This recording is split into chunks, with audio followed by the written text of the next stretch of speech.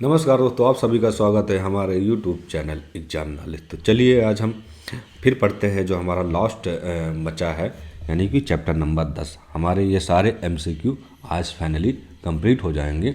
इसकी प्लेलिस्ट बन जाएगी और आप लोग सारे चैप्टर के MCQ बहुत ही आसानी से देख सकते हैं। ठीक है, तो चलिए ये हमारा लास्ट चैप्टर है, चैप्टर नंबर 10। ठीक है, तो इसका जो पहला जो क्वेश्चन है वो पूछ रहा है कि प्राचीन समाज में सबसे महत्वपूर्ण समारोह कौन सा था। जो प्राचीन समाज में जो समारोह हुआ था वो सबसे महत्वपूर्ण यानी कि सबसे अच्छा कौन सा था। तो जैसे कि विवाह, युद्ध, व्यापार और खेल। इसका जो सही आंसर होगा वो होगा ए। प्राचीन समाज में सबसे महत्वपूर्ण जो समारोह होता था वो होता था विवाह, यानी कि ऑप्शन ए। अब इसका जो क्वेश्चन है वो है 3। हड़प्पा सभ्यता के लोग अपने घरों के लिए मुख्यतः क्या इस्तेमाल करते थे। तो जो हड़प्पा के जो लोग रहते थे वो पूछ रहा है कि सबसे मुख्य चीज़ क्या चीज़ इस्तेमाल करते थे। जैसे कि ईंट और पत्थर, लकड़ी और पत्तियां, लोहे के तांबे और कंक्रीट। इसका जो सही आंसर होगा वो होगा ए। ठीक है, यानी कि जो हड़प्पा के जो लोग थे वो मुख्यतः ईंट और पत्थर का उपयोग यानी कि इस्तेमाल करते थे। अब हम बात करते हैं क्वेश्चन नंबर 3। प्राचीन भारत में संगीत और नृत्य का मुख्य उद्देश्य क्या था। जो प्राचीन भारत था उसमें संगीत और नृत्य का मुख्य उद्देश्य यानी कि इस जो संगीत और नृत्य था इसका मुख्य उद्देश्य क्या था। जैसे कि केवल मनोरंजन करना, धार्मिक अनुष्ठान और सामाजिक उत्साह के लिए, केवल युद्ध के लिए, केवल खेती के लिए। इसका जो सही आंसर होगा वो होगा बी, यानी कि option is B right answer. ठीक है, धार्मिक अनुष्ठान, सामाजिक और उत्सव के लिए क्या था, मुख्यतः उपयोग होता था। ठीक है, अब जो इसका जो क्वेश्चन नंबर जो 4 है, लोक कथाएं और किस प्रकार की कला से समाज की जानकारी मिलती थी। अब समाज की जानकारी की बात करते हैं तो लोक कथाएं और किस प्रकार की कला से समाज की जानकारी मिलती थी। जैसे कि चित्रकला और मूर्तिकला, केवल विज्ञान, केवल व्यापार, केवल संगीत। इसका जो सही आंसर होगा वो होगा ए, यानी कि सही आंसर ए इज राइट। ठीक है, अब हम बात करते हैं क्वेश्चन नंबर 5। प्राचीन समय में बच्चों को मुख्यतः क्या सिखाया जाता था। यानी कि जो प्राचीन समय था बच्चों को क्या सिखाया जाता था। जैसे कि युद्ध करना, खेती और जीवन मूल्य और कला के लिए, केवल धर्म के लिए, केवल खेल के लिए। इसका जो सही आंसर होगा वो होगा बी,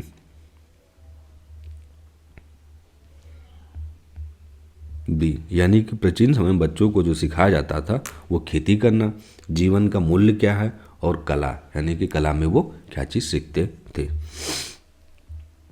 अब हम बात करते हैं क्वेश्चन नंबर 6। मंदिरों और स्तूपों का निर्माण किस लिए किया जाता था। मंदिरों और स्तूपों का निर्माण किस लिए किया जाता था। केवल आवास के लिए, धार्मिक, संस्कृत और गतिविधियों के लिए, केवल व्यापार के लिए, केवल सुरक्षा के लिए।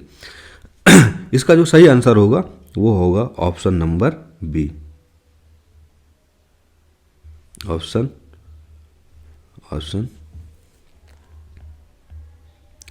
बी। अब हम बात करते हैं क्वेश्चन नंबर 7। प्राचीन समाज में भोजन की तैयारी और संरक्षण में किसका महत्व था। यानी कि प्राचीन समाज जो था भोजन की तैयारी और संरक्षण यानी कि उसकी देखरेख में किसका महत्व था। पुरुषों का था, परिवार और समुदाय का था, या केवल राजा का था, या केवल व्यापारियों का था। इसका जो सही आंसर होगा वो होगा बी, यानी कि ऑप्शन जो वो होगा बी। यानी कि प्राचीन समाज में जो भोजन की तैयारी होती थी उसकी जो देखरेख करता था यानी कि संरक्षण करता था वो क्या थे, परिवार और पूरे समुदाय के लोगों का महत्व होता था। अब हम बात करते हैं क्वेश्चन नंबर 8, यानी कि प्राचीन समय के लोग किस माध्यम से ज्ञान और कथा साझा करते थे। ठीक है, जैसे अब तो सोशल मीडिया का ज़माना हो गया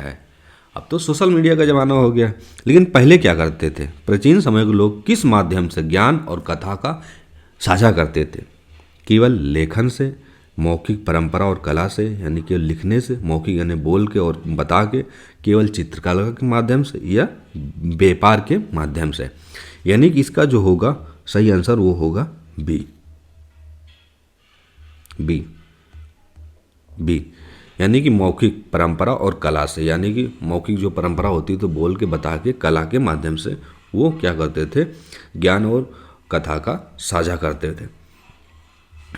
अब हम बात करते हैं क्वेश्चन नंबर 9। किससे प्राचीन समाज में नियम और नैतिकता की जानकारी मिलती थी। अभी तक हम जो पढ़ते आ रहे हैं प्राचीन समाज के बारे में देख रहे हैं कि प्राचीन समाज में नियम, ठीक है, नियम और नैतिकता की जानकारी मिलती थी केवल राजा से, धर्म ग्रंथ और लोक कथाएं से, केवल व्यापार से, केवल संगीत से। इसका जो सही आंसर होगा वो होगा बी, धर्म ग्रंथ और लोक कथाओं से। यानी कि इसका जो सही आंसर होगा वो होगा बी। इससे नियम और नैतिकता का जानकारी मिलती थी प्राचीन समाज में।